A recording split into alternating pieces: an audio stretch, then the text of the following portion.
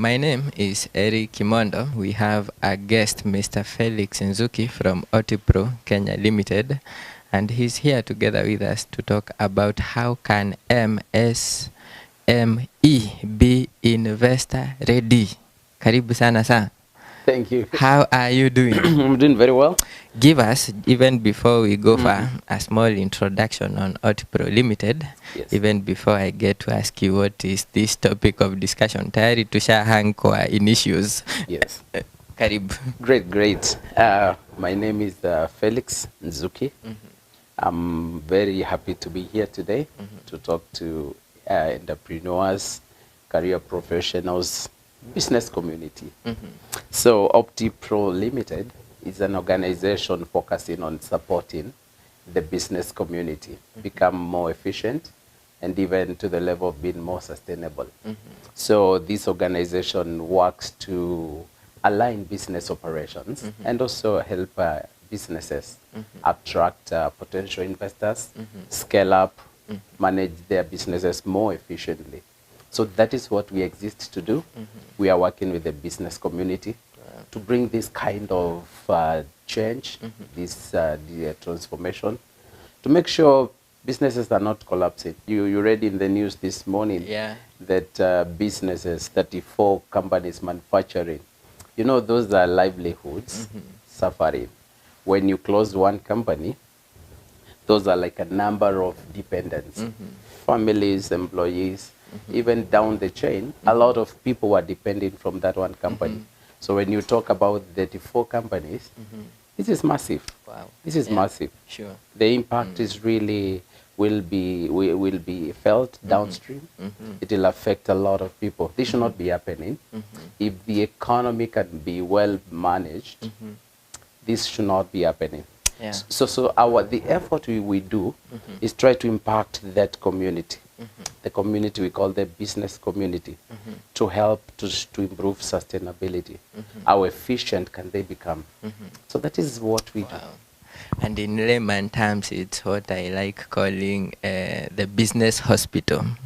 Yes. So karibu daktari. Asante. Tunatibu biashara. Tunatibu biashara. Businesses are sick. No, it's happening. It's a lot. And you have cures. Yeah. Let's start here with MSME. What is it? MSME. This is now the biggest of the business community. When we look at numbers, 98% are in that category. This bracket we are calling micro enterprises, small enterprises, and medium enterprises. They form 98% of the business community. Now this is the tricky part. 2% remaining is the large enterprises. The large enterprises are commanding 75% of our GDP. Wow. So the biggest of our businesses is the micro, the small, and the medium. They are 98%, but they're only commanding 25% of the GDP. And you know, our GDP as at 2002 was at 13.8 trillion.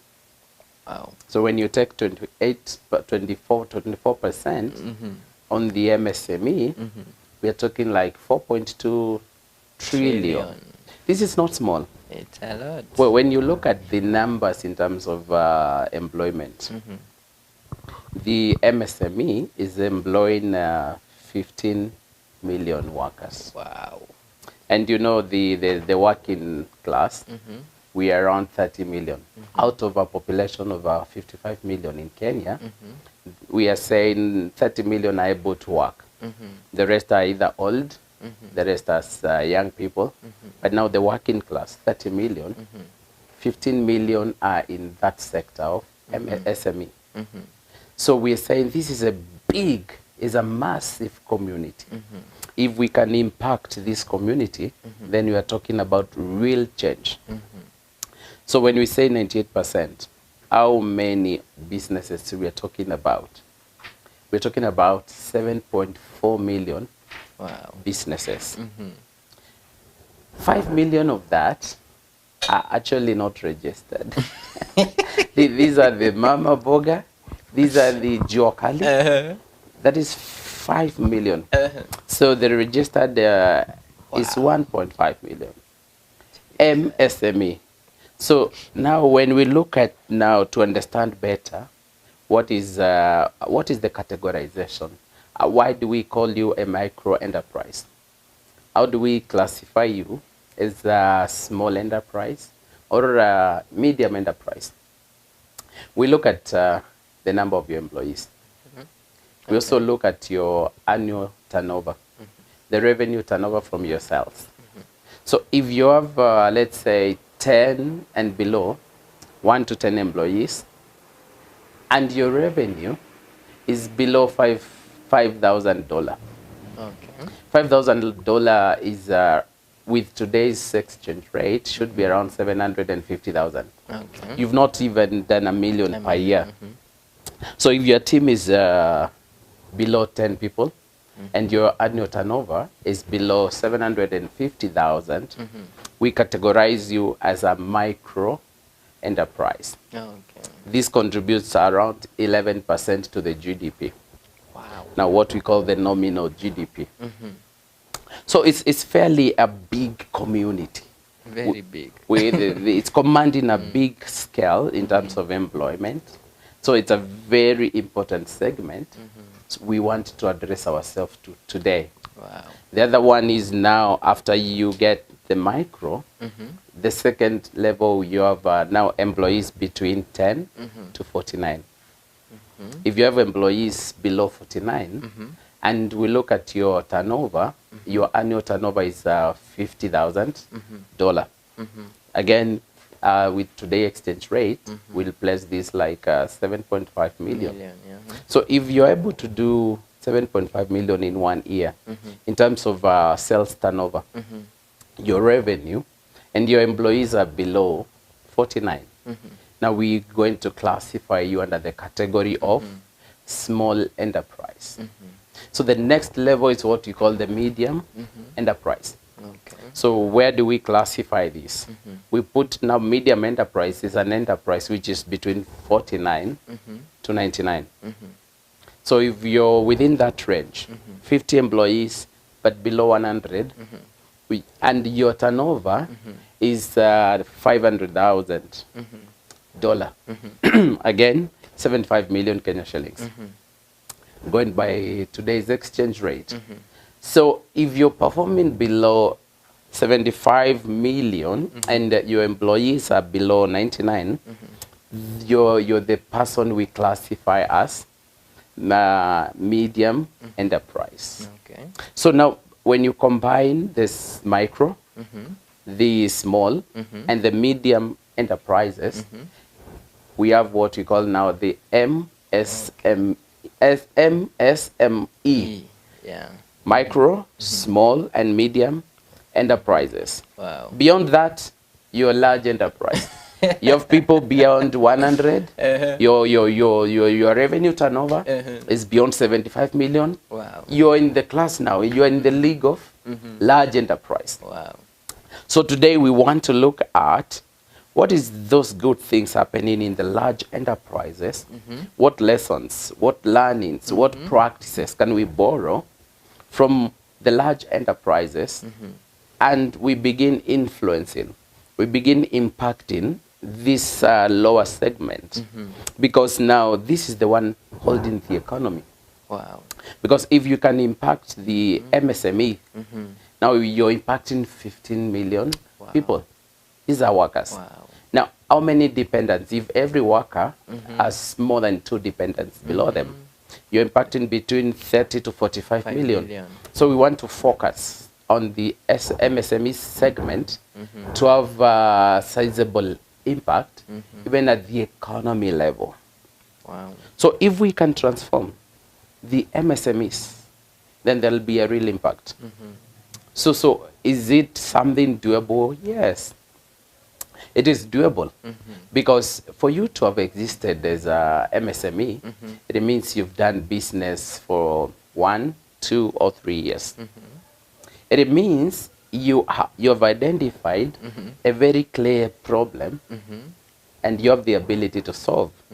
It means you're providing a solution to a certain community. But now the difference is the scale at which you're providing this solution is too small to bring a huge impact on your bottom line. Okay.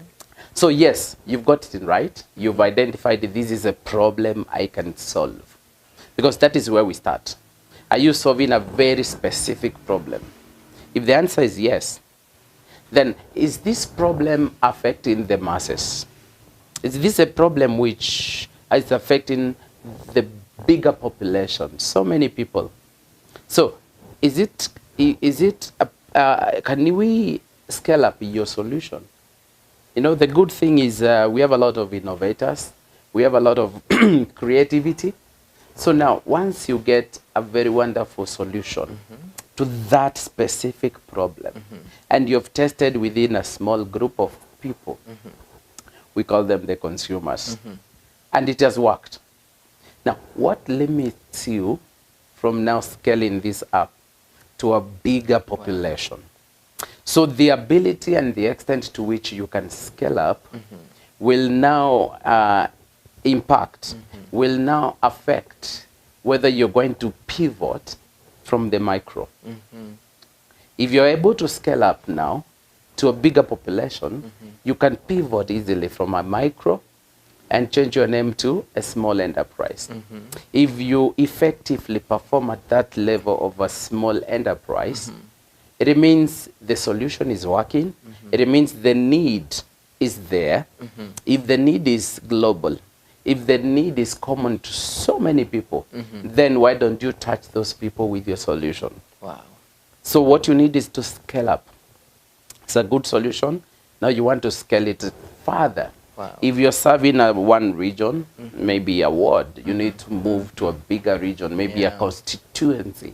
Maybe you need to move and serve the county. You need now to move to other counties and deal your national brand. Wow. It is possible. So we look at that scale. So now the topic of today is one way to scale is you need investment. You need to grow your capital base. You need to increase your resources. So you need support from external. You need financials to come and hold your hand. So the question we're asking today, how can you be investor ready? Wow. Because you've done your homework. You've done your groundwork. You've identified the problem. You've identified the solution. You have tested this for 1, 2 years. 2, 3 years. So now where are we? We are placed now to pivot. Wow. Amazing. I want to call upon everybody who is listening to grab their pens and pieces of paper because we are going to get into it right here. This is how to grow your business. Tell us, because this is the topic of discussion and we are so much interested in this. From the introduction, the one that you have given us, we have interest. Tell us, how can we be investor ready? So what is investor readiness? Let's try to define this, investor readiness. We call it a process of aligning an organization or a company to be able to attract potential investors. So that process of aligning your business in readiness to attract a potential investor. This can be a commercial bank. This can be venture capital. These are people with their own money. They're interested in investing in your business. So for you to attract potential investors, you have to do something we call investor readiness. This is to say, by the time you're pitching to an investor, by the time an investor is knocking your doors and asking, can we partner into your business, it means they will find you ready. So we need to understand what is it that you need to do internally in your business to be investor ready. So we said the sole purpose for investor readiness is to scale up your business. You've identified your problem and you have a solution and you are solving this very well. So now you want to impact a bigger population. You need to scale up. So you need the funds. So for you to get investor readiness, there are three things which are necessary. You need to align your resources. You need to align your structures. And you need to align your strategies. Three critical things. You need to look into your resources. You need to look at your structures. And need to look at your business strategies. So the entire discussion for today will revolve around that, so that we can build context. So that we can really begin to understand a few things. Because every business will operate with that within some fundamental principles. And if you get a few of these right, you will not only be investor ready, but also your productivity will begin to move. So it will affect the bottom line, whether you're attracting investment. But if you apply these principles, you're simply going to increase your productivity. And you're going to realize what we call the shareholder value. We've seen in my short time interacting with businesses, we've seen what we call these dysfunctional value chains. Dysfunctional at the level of resources, dysfunctional at the level of structures, and dysfunctional at the level of strategies. This segment we are calling MSME, a lot of them, they're simply existing. They're simply waking up and doing business as usual. So when we say 2% are commanding 75% of the GDP, they're commanding 9.8 trillion. When you look at the other day, the biggest company in Kenya is known, Safaricom. They announced their revenue turnover into the billions, 250 billion. That is a quarter of a trillion. So you just need to bring together a few large organizations, and they're commanding the biggest share, 75%, 9.8 trillion. So we want now to shift, we want to pivot these MSMEs.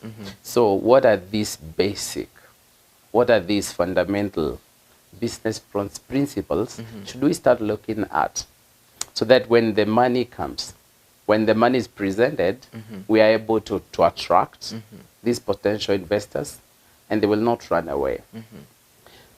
So we will define 4 areas. We will define what we call business plan. We will look what is, how does your business plan look like? Is it speaking to your business? If I come as an investor, can I see a sense in your business plan? Because what is the interest of an investor? An investor is interested in 2 things. They want to validate the probability of, number 1, financial success. They want also to validate the probability of social success, financial success, and social success. So if this can be validated, then we are able to invest into your business. So we are talking about now, number 1, business plan. Number 2, we will look at how strong is your management team. Number 3, we will also have a look at how well is your market target defined. How well is your market target defined? Is there a clear market when we start talking about scalability? Is the market very clearly defined?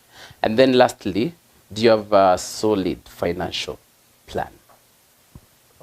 If we can validate these 4 areas, then we will say you are investor ready. So it's a journey we are going to take in the next few minutes. Let's go into it. And we begin to put it into perspective. So pick a business plan. It's a very common term. every person will say, everyone in business, you need a business plan. Yeah. But really, have we discussed what is the context of a business plan? What goes into a business plan? What information are we seeking to draw from a business plan? This is a piece of document, but a lot of information, a lot of things have gone to package this. So if I get this in this document as an investor, I'm going to say, yeah, I have the appetite to partner into your business. Wow. Because I can see with clarity where you're going. And because of certain things I can see in your business plan, yeah, I can say whether it is stable, whether there's future or no. And then I'm going to put my resources into your business plan. So when you're doing a business plan, you look into various segments. Of course, number one, in a business plan, you're able to define very clearly your vision statement. What is this that you want to become after so many years at the level of impact? What do you want to become? What is your big dream? That is the vision. A mission, you're going to define your mission statement. What is your purpose of existence? What are those things you exist to do? That is your purpose. Of course, when God created all of us, he gave us a purpose, a mission statement. Wow. So if you are able to draw a mission statement and your dream is clear, then you're becoming what we call self-aware as a business. That's very important. Then again, I want to understand as a business, what are those values you stand for? We call it the core values of a business. A lot of people will see it as a terminology, and we casually talk about values. Values is the foundation of any community. Values is the foundation of any business, because it is the drive by which we are seeking to solve the problem we have seen.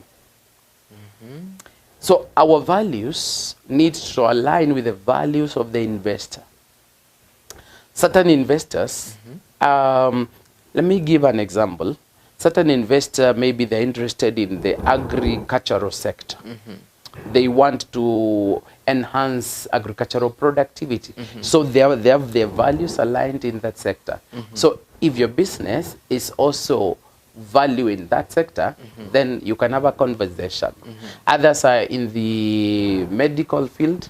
So if your values are around the medicine, then you will go and speak to these specific investors. So not every investor will come to your business. They will look at your values. What do you stand for as a business? So if we are able to align your values, so take time as a business. However small, think about the problem you're solving and think about your values you stand for, because someone outside your business, they want to pick those values and see whether they align to their values. That's the power of having a mission, a vision, and a values. So when a business is starting, when a business is young, one thing is clear: the mission. Because the mission is what you're doing. The dream sometimes is not that clear. Sometimes it's vague. Sometimes people don't have a dream, but they just are doing what they know how to do. So now you need, from a mission, you need to build your vision. Wow. And then sit down and think about your values. So you might have existed for 1, 2, or 3 years, and up to now you've never done those 3.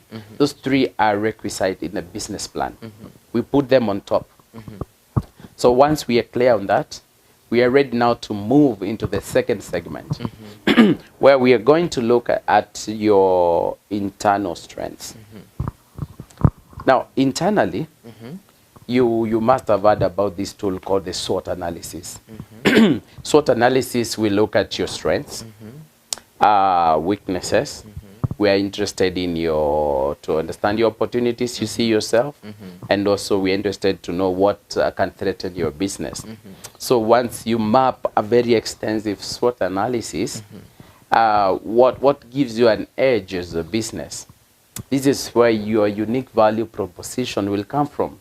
You say, because of this one reason, this is my strength. This is why I can be very competitive in the market. This is why I have a chance to scale up. This is why I believe I can impact a bigger scale of the population.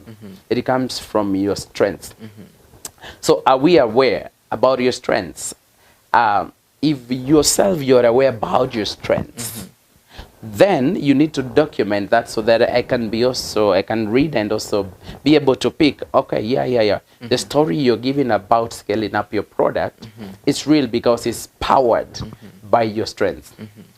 But again, we need everyone to be aware about their weaknesses because this is which can bring the downfall of your business. So analyze your weaknesses. And when we come in as investors, we want to hold your hand and say it's no problem to have weaknesses, but there's a way to manage with our support. We are going to partner, ride on your strengths, but also help mitigate your weaknesses. So identify your weaknesses as a business. Wow. Maybe one of your weaknesses is capital. You don't have sufficient capital. Maybe one of your weaknesses would be, say, machinery. You need additional machinery to increase your production. Maybe one of your weaknesses would be your personnel.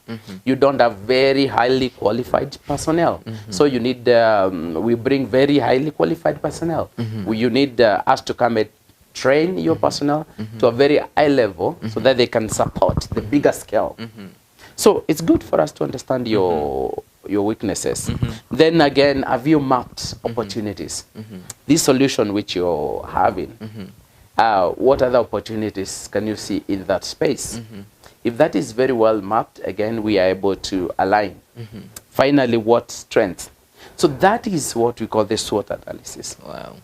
Wow. If you've done the SWOT analysis, you have done 20% of your business plan. You're doing good. You're doing good. So the next area you want to look at in building your business plan will be what will be the external threats. External threats, you must have had a tool called PESTEL analysis, what we call the external environmental scanning. Now, PESTEL stands for political, environmental, social, technological, legislative. These are threats which are beyond you. But again, as a business, we want to know if these threats, if these risks materialize, how are you prepared to manage them? Number one, are you aware of the risk which surround your business?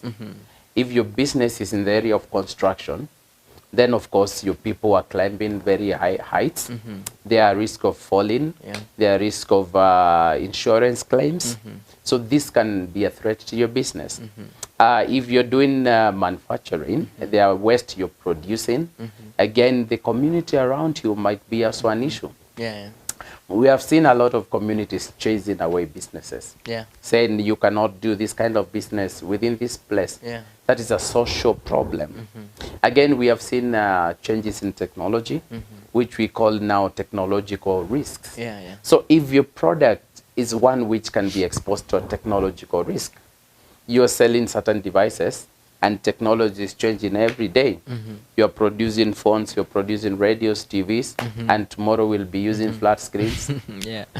Wireless, I passed in town, I saw wireless speakers. I'm like, okay, now we're having wireless big speakers where you don't need cables. So if technology is changing, how are you managing that risk? So we need to look at how have you mapped all the business risks.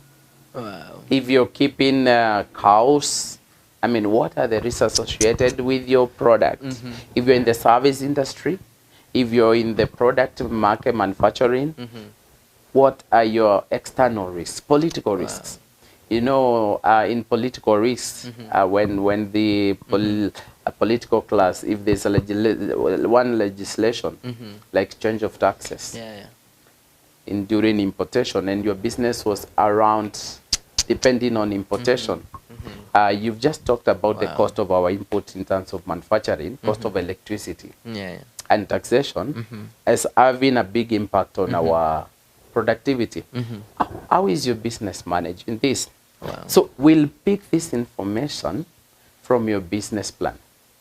This is the power of a business plan. Wow. You are able to see the future and see what can happen and what might not happen. If this happens, then how prepared are you? You know, as a business leader, you need to be very strategic. You need to be forward-looking, and you need to understand the platform, the environment in which you operate in, so that you can de-risk the business. Wow. That too is music to an investor. To say the extent to which you understand your environment, your business environment. Wow. So going to the next level in the business plan, we want to ask, of course, you are not the only person with this solution. There are people, other people keeping cows, like you. We are still in the business plan. Yeah. It's a powerful document. You realize a lot of MSMEs, they don't do a business plan because they don't know how powerful is a business plan. Wow. You get now where we start losing our readiness for investment. Yeah. So our desire is to be able to scale up the business. Our desire is to be able to call in investors, come help us.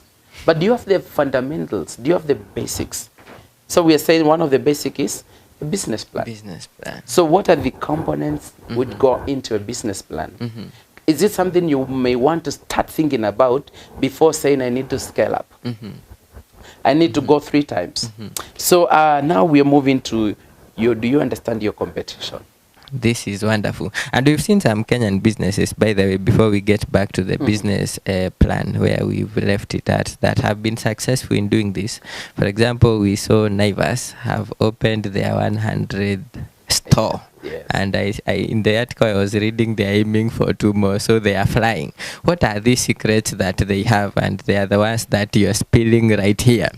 In the business plan, you've talked to us about the vision, the mission, the values, the SWOT analysis, PESTEL, and now competition. Pick it from there. Yes. We've said in SWOT analysis, you're able to do a self-reflection to understand what are your strengths and weaknesses, what opportunities and threats are you facing. And in PESTEL, we talked about risks. What are the risks surrounding your business, and are you able to manage these kind of risks? So again, now we want to ask a very pertinent question. Do you know your competitors? Because of course you have appetite of scaling up your business. But now, have you understood the level of competition? Who are other people doing the same thing that you're doing? Do you care to know about them? Now, the power of knowing your competitor is because now that is where you're going to create what you call your unique differentiation.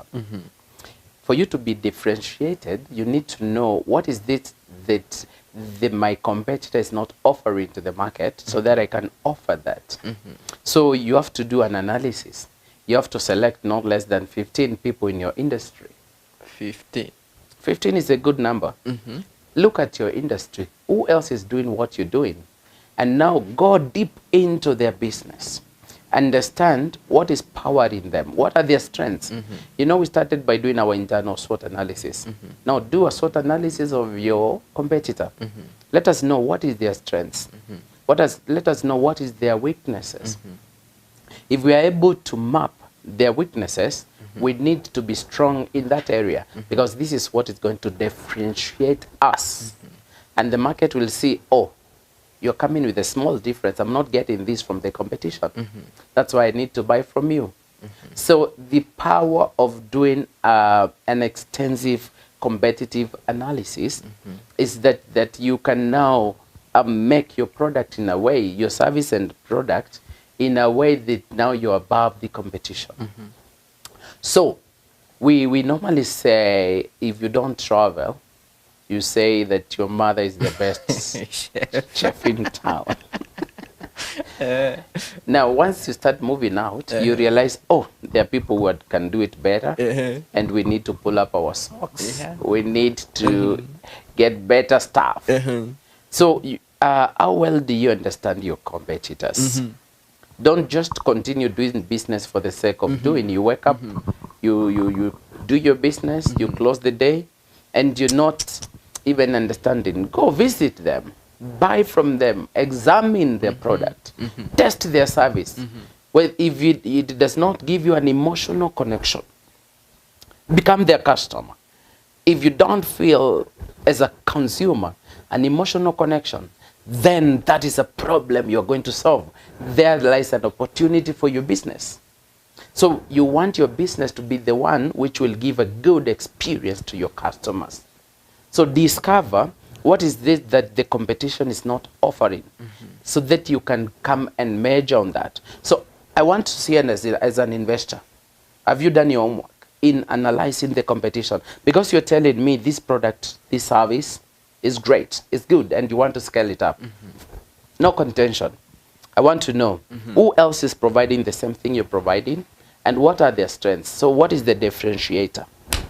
If that can be brought out very clearly, both of us will be very happy. Now I can see if I invest in this, if I can scale up this business, this is what will kind of experience will give our consumers. There will be financial success, there will be social impact. I'm ready to invest. You've done your competition mapping very well. Now we are 60% of our business plan. Now let's go to what we call a market analysis. In market analysis, how big is the market? You know, there's what we call the total available market. The total available market is the general market. If we are taking Kenya as our place of business, and we are in the business of manufacturing shoes. So in Kenya, what is the population? 55 million. So that is market. But it's a general market. Yeah. It's the bigger picture. So people who can wear shoes, 50 million. Okay, that is the total available market. Now, I might not service the entire market. So what percentage of the total market can I service? Now, that one we call the serviceable available market, or the serviceable addressable market, SAM. Wow. The first one, TAM, total available market. You need that number. If your market is Africa, we are talking about 2.3 billion. You need that number. How much percent? I need to serve 10 countries in Africa. All right, that is 20% of the TAM. So this is the serviceable MSME. It's a practice, it's a culture. You need to start building. In a small way, start building this concept of knowing your numbers, knowing your space. In the space where you play, what is the market like? We call it market sizing. Market sizing is a very important activity for a business who dreams to scale up one day. A business who dream to attract investors. You must do market sizing. So 80% business plan is taking shape. So let's go to the next one. What are your financial projections? Do you do budgeting? Okay, I'll see. In 1 year, this is the product you're selling. This is the revenue you're getting per month. So how does the next 12 months look like? Okay, analyze, run the numbers. Use what we call profit and loss, the income statement. Start from the revenue. Let me see the cost of goods. Let me see your gross profits. Let me see your operational expenses. Let me see your income, operational income. Let me see your taxes before the earnings before taxes. Let me see your net profit. You have your income statement. Okay, let me see your balance sheet. How does it look from first month to 12 months? Is it 24 months? Is it 36 months?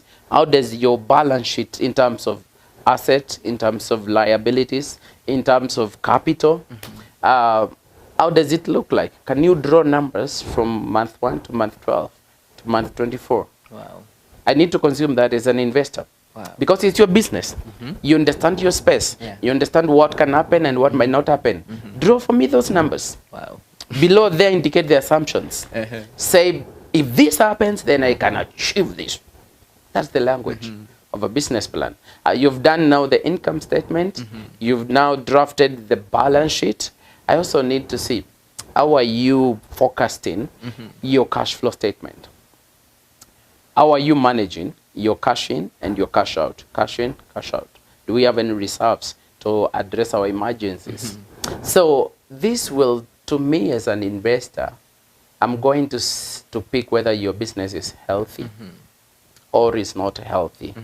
And my appetite to invest in your business will depend on these numbers. So what are we saying? A lot of time, entrepreneurs have left this exercise to accountants who are not carrying their vision. Yeah. They are not dreaming the way the entrepreneur dreams. What happens when the entrepreneur is dreaming and they don't have understanding of the numbers? And the accountant does not have understanding of the dream.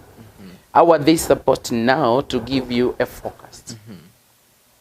So lately we are really emphasizing on the extreme need for business leaders and entrepreneurs to understand financial statements, because they're able to combine the dream, the vision, with now the reality.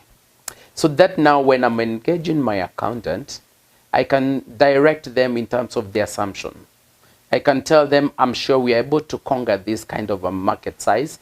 We are able to grow our share of market to this extent. And because of this and this, we need to grow our numbers in this manner. So we've done our financial forecast. So we have our financial model. So now the business plan is almost complete. The only thing we need to see now is the team. So I had mentioned we are interested in a business plan. You've done very good work in the business plan.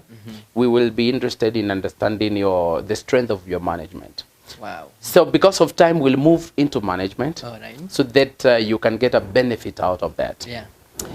What are we looking when we are saying we want to test the strength and stability of your management?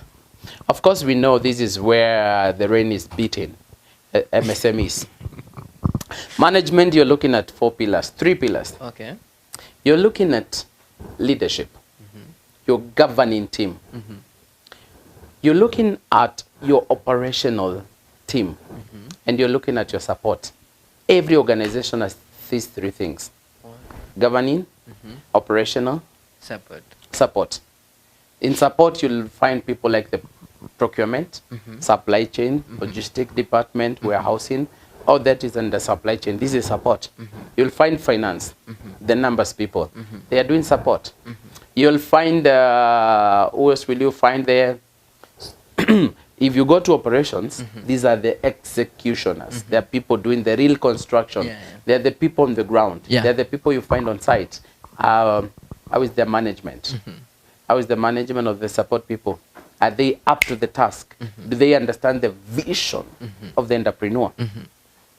When you come to the governing team, where you have the C-suite, you have a kitchen cabinet, you have the people you bring close to help you dream, to help you put the dream into perspective. This is the governing team. These are the senior managers. Again, to what level? What is the quality of these people? What is their qualification? If you're telling me to put money into your business to scale 10 times, do I have a team which can really define the roadmap with clarity?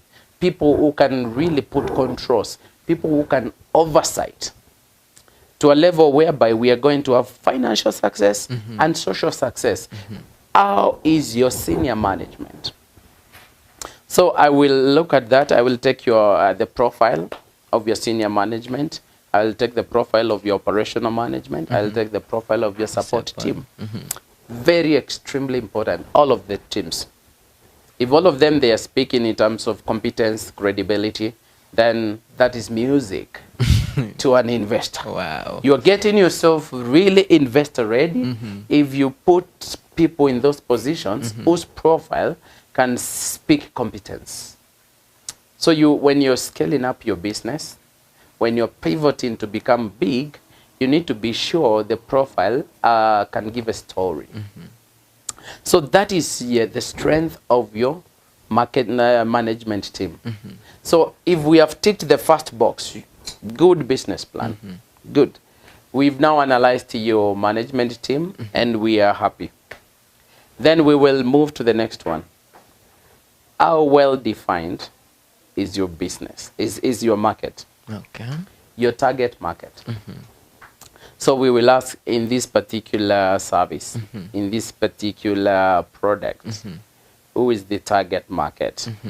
What touch points do you have with your target market? What touch points do you have with your consumer? How do you reach your consumer? Can I see your marketing plan? Can I see your brand plan? Can I feel your branding? Can I feel how you're connecting with your customer? So how well defined is your target market? So the extent with which you have a very clearly defined target market will speak in terms of scalability, will speak about your business model, and we are able to pick information about your readiness to capture the market. That's what we call market capture. So this is where we want to test your readiness to capture the market. So we know the only thing you need is money. If we give you the resources, you're going to get the machinery. But do you have market? Yeah. I mean, you've seen people believe in their product very well, very strongly. So they ask for support to scale up because they believe in the product. But now they're not able to move the product to the market. So you produce for the warehouse. Again, an investor will not want to get into that kind of space where you're going now to produce. And that is something which only you believe in so much. So have you tested the market? Have you tested the fluidity of that market? So is your product something which is going to move? So the definition of your target market is something I want to be careful as an investor. How well have you defined? You will sit me down, you will explain. These are the requirements of the market. This is the appetite of the market. This is the behavior patterns of the market. Have you given a persona to your market? Again, what is your go-to-market strategy? All those will happen within the environment of defining your target market. Do you have a go-to-market strategy? So if I give you the money, you have the product, okay. Now push it to the market. Because this is where sales happen. Yeah. You know, we talked about sales revenue. Push the product to the market. So we don't want to produce and then you cannot sell. Yeah. You will have really made a lie to us. Yeah. So the strength of your market. So the final one, we really talked about, do you have a solid financial plan? You may want to look at 5 years from now when you're doing a financial plan. You may want to look 7 years from now. And you ask yourself very critical questions. How are my assets going to evolve? How are my liabilities going to evolve? What are the targets in terms of ratios do I want to achieve? What are the thresholds of the acceptable ratios? You know, again, you don't want to have more liabilities than your assets. You need a ratio above 1, 1.5. It means if you have more assets and less liabilities, you are a very healthy business. So how solid is your plan? Of course, at the starting point, everyone has more liabilities than their assets. And that's why, of course, they want to borrow, which is okay. But we want to see within the space of time, how do you want to progress into improving from 0.7 to 1.5 to 2? Now, those ratios is what we look at as an investor. In terms of your profit, I want to look at your gross profit margins and be able to conceptualize how well are you managing your supply chain. If you have very low gross profit, how do you forecast this to improve within the space of time? Then it means there are certain controls you're going to put in place, and I will be happy to know those controls. Again, I want to look at your operational income. Those ratios will determine whether how well are you going to manage what we call your overheads, your administrative costs. If you are well in control, then I will be able to pick that as an investor. And again, about now your taxations, how are you optimizing that level? So if you're able to put that story in terms of a solid financial forecast, then you will be investor ready. Wow.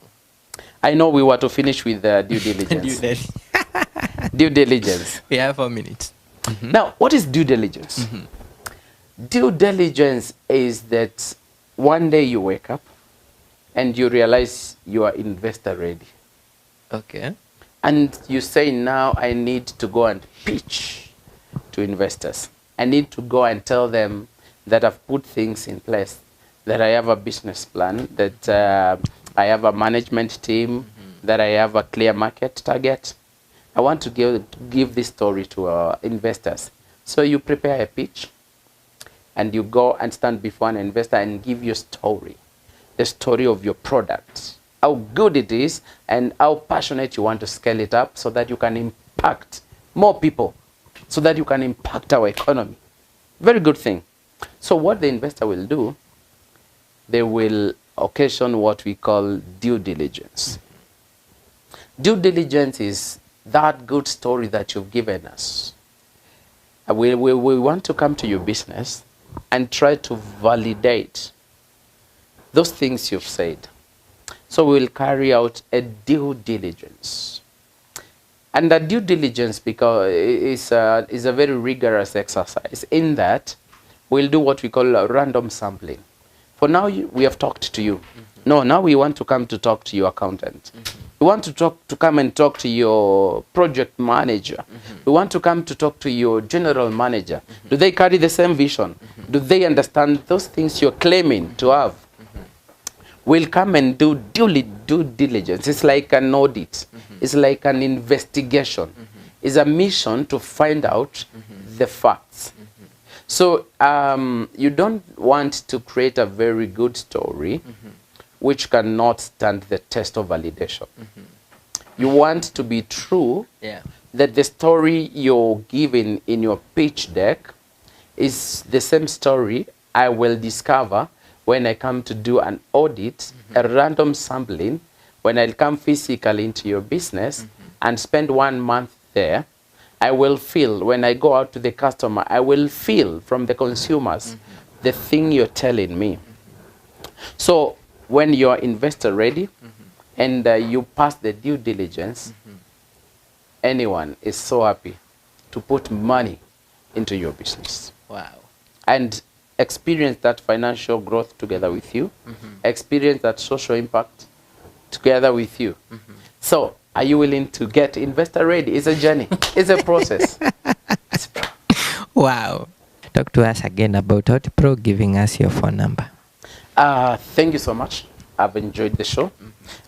We said as OtiPro, we have seen a need in that space of entrepreneurship where MSMEs, the micro, the small, and the medium, they are struggling to really put together these things we are talking about, which are really fundamental for the success of the business. So we've put together a team of people. We call it the virtual C-suite, a team of senior managers with between 15 to 20 years of experience in the industry to come and walk the journey with you, to come and walk the process with you, to help you put together these things and make you investor ready, be able to pivot your business and attract those potential investors, be able to even have bigger impact to your own share value and also to the society. So this is what we do. Wow. If you want to talk to us, you can reach me through 0720 327978. Again. That is my WhatsApp number. You can reach me through 0720 327978. And we are going to discuss how we can come into your organization. Where can we start, whether it is by training your people, setting processes, setting up systems, redefining your strategic plans, building a business plan. We are ready to walk the journey with you. Wow. If your business or organization is failing, call the business doctors. Thank you so much for tuning in to Prayer Cave TV, the Uchao Don Break Show. Our special appreciation goes to the Almighty God, our Father. We say all the glory and all the honor back to His holy name, that He has deposited these wisdoms and knowledge in vessels that are outpouring it unto our lives. Tunashukuru na tunasema, tunaambia Mungu ni asanti.